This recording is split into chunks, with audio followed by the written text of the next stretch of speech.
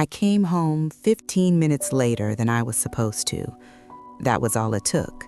My father grabbed me by my hair, dragged me down the hallway, and pushed me toward the bathroom while saying in a voice so cold it still echoes in my bones, "I'm going to teach you what happens to girls who stay out at night." I was 20 years old, but in that moment, I wasn't a woman to him. I was something he believed he owned. What he didn't know, what he could never imagine, was that the very next day, the officer on duty at the police station would be someone who knew exactly who I was and who my father had once been. But I'm getting ahead of myself. Come closer, my dear friends. Sit down. Make yourselves comfortable. Grandma Helen has a story to tell today, one that hurts, one that heals, and one that may save someone who's listening right now. I'm here in my kitchen in Springfield, Missouri. I'm 73 years old now, living in the same town where I was born, where I loved, where I lost, and where I survived. I've just taken fresh bread out of the oven.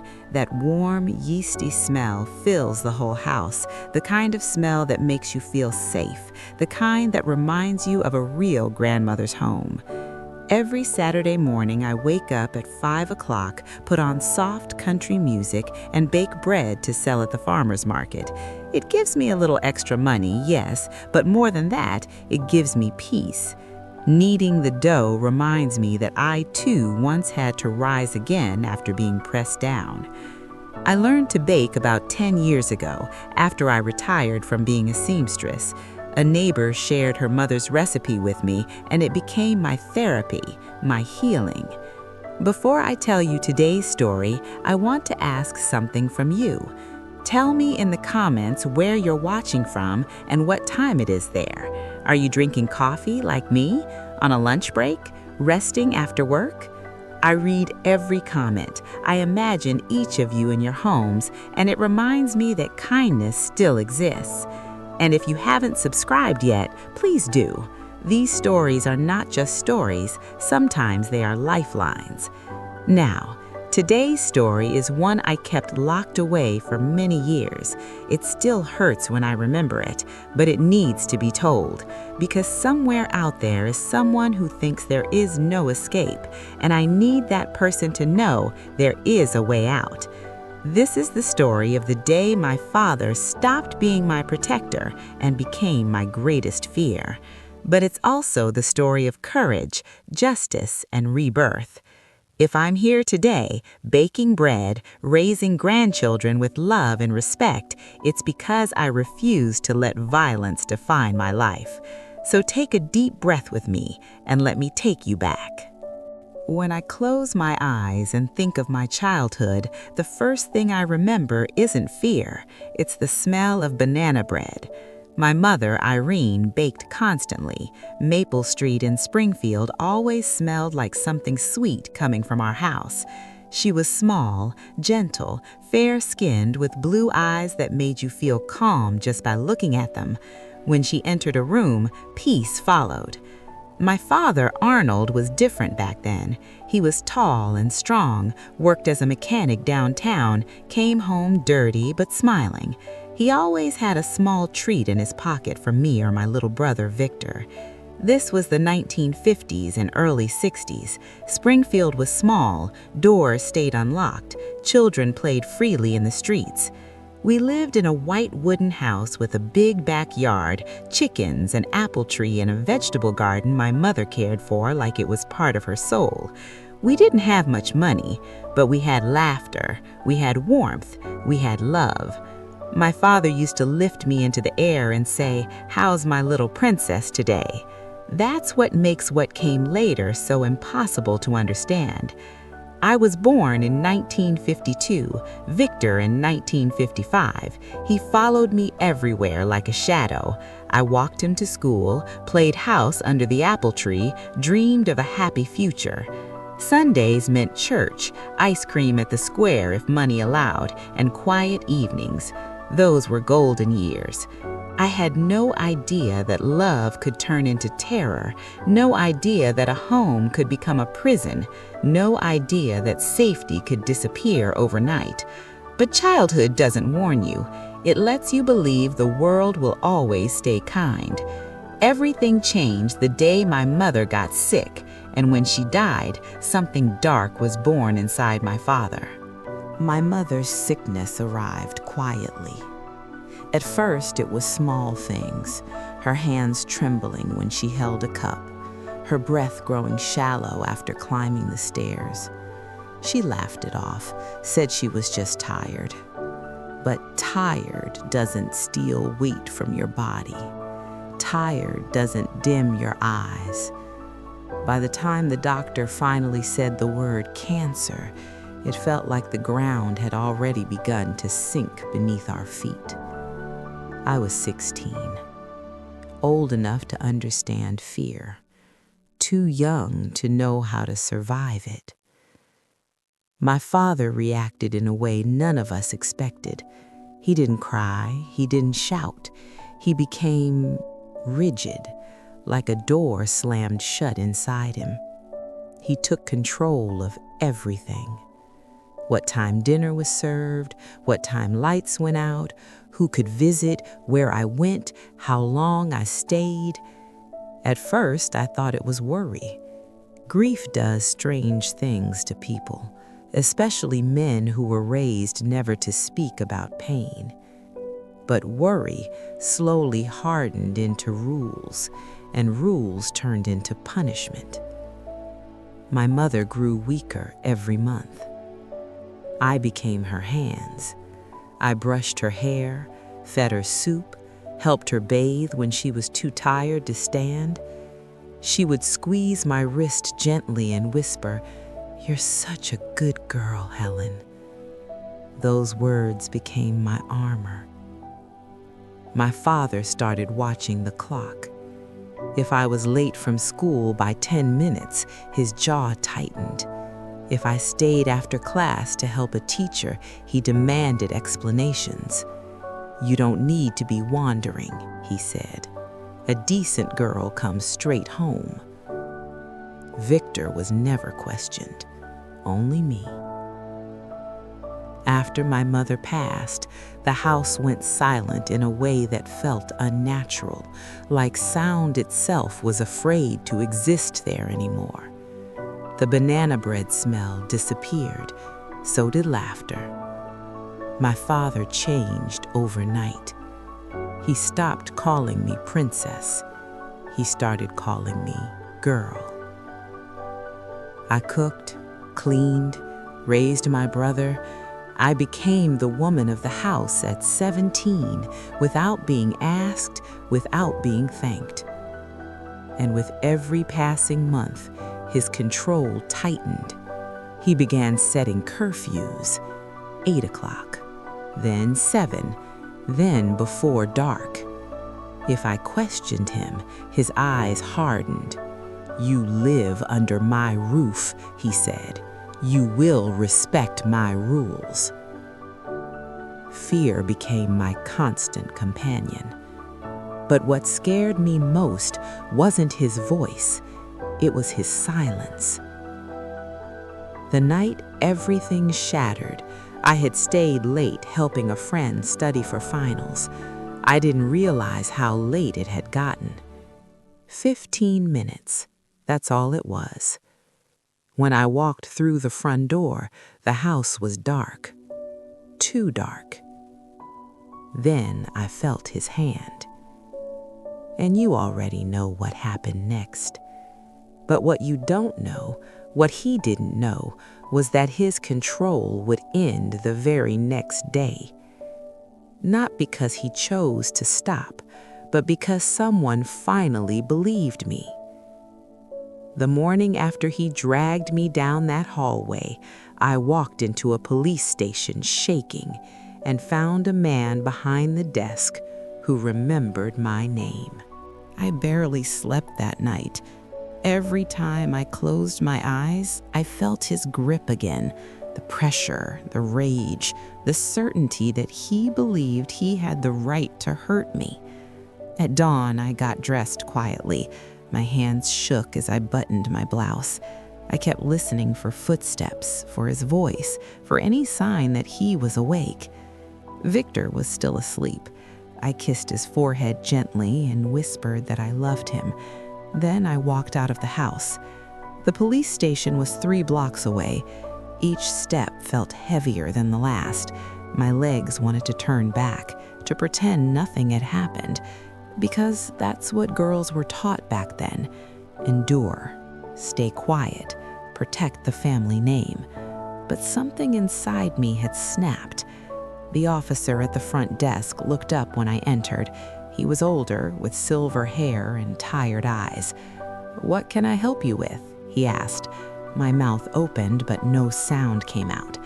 Then he frowned slightly and leaned closer. "Helen?" he said carefully.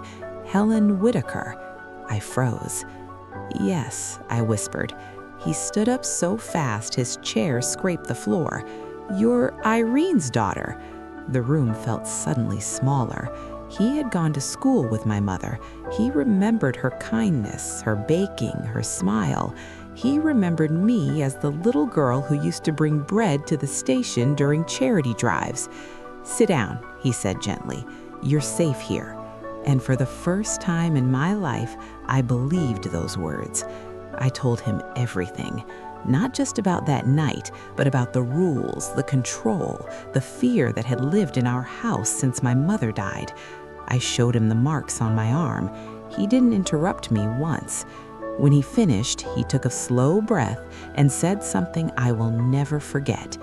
"Helen, none of this is your fault." Those words cracked something open inside me. An investigation began that same day. My father was questioned, neighbors were interviewed, teachers spoke up, people who had noticed my fear but never knew why. The truth, once spoken, became impossible to ignore. Within weeks, my father was removed from the home. Victor and I were placed with our aunt temporarily. The house on Maple Street, the one that once smelled like banana bread, stood empty. I didn't cry when he was taken away. I felt relief. But healing doesn't arrive all at once. Freedom comes first, healing comes later. And even though the danger was gone, the scars were just beginning to surface. I thought surviving meant the nightmare was over. I didn't realize the hardest part was learning how to live after fear. Safety did not feel like peace at first. When my father was removed from the house, everyone expected me to feel free. They thought relief would immediately turn into happiness. But trauma doesn't work that way. I was safe, yes, but inside, I was still living in that bathroom. I moved in with my Aunt Clara, my mother's older sister, a quiet woman who smelled of lavender and always spoke softly. She never pushed me to talk. She never asked questions I wasn't ready to answer. She just made sure I ate. She placed a blanket over my shoulders when I shook in my sleep. She reminded me gently that I was allowed to rest. At night, I woke up from nightmares, my heart racing, convinced I was late again, convinced I heard his footsteps in the hallway. Sometimes I sat on the edge of the bed until sunrise, afraid to close my eyes. The world felt unfamiliar, like I had returned from a war no one else could see. Victor barely spoke during that time. He carried his own confusion, his own pain. We were siblings, but we were grieving differently. I never blamed him for that. At 20, I felt 100 years old. I started therapy through a local women's program. Back then, people didn't talk openly about trauma. There were no fancy names for what I was feeling. They just called it nerves. But the counselor, a kind woman named Margaret, saw deeper. "You were controlled for a long time," she told me. "Now you have to relearn who you are without fear." Who was I? That question terrified me. Fear had been my routine. Silence had been my protection. Obedience had been survival. Without those, I felt empty. So I started with small things. I chose my own clothes, not to please anyone, not to avoid punishment, but because I liked them. I stayed out late once, just once, sitting on a bench near the river, watching the sunset, daring the clock to control me again. Nothing happened. No one yelled, no one punished me. The world didn't end. That was my first victory. I went back to sewing slowly. The rhythm of the needle helped calm my thoughts. With every stitch, I felt like I was repairing something inside myself. And then one ordinary morning, while buying bread at a small neighborhood bakery, something unexpected happened. The man behind the counter smiled at me. Not the kind of smile that demands something, not the kind that judges, just a warm, quiet smile. "Fresh out of the oven," he said, handing me a loaf. "Careful, it's still warm."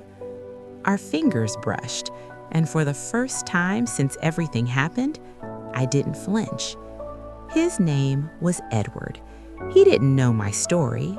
He didn't need to. He spoke to me like I mattered, like I was a person, not a problem. I came back the next day, and the day after that, sometimes for bread, sometimes just for conversation. And slowly, gently, without force, life began to return. I thought love was something dangerous, something that always came with pain, but I was about to learn that real love does not control, does not scare, does not hurt. Years passed, and I rebuilt my life piece by piece. I rented a small apartment at 22, the first place that was truly mine. No one monitored my steps, no one dictated my schedule, no one stole my voice. I continued sewing. I saved money. I learned to be independent. I learned that survival was only the beginning. Living was the next step. Then Edward entered my life. He was patient, gentle, honest. He never tried to control me. He never demanded obedience. He laughed at my jokes, shared his own struggles, and respected my past without fear or judgment. We married in 1978. I was 26. Together, we had 2 children, Melissa and Junior. The house we filled with love smelled of bread, herbs, and warmth, not fear.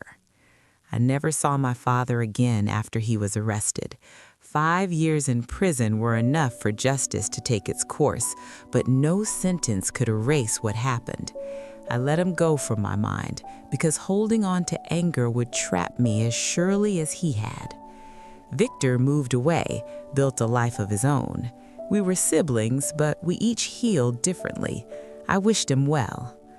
Edward taught me to knead dough, to bake bread, to cherish simple things. I sold bread at the farmer's market.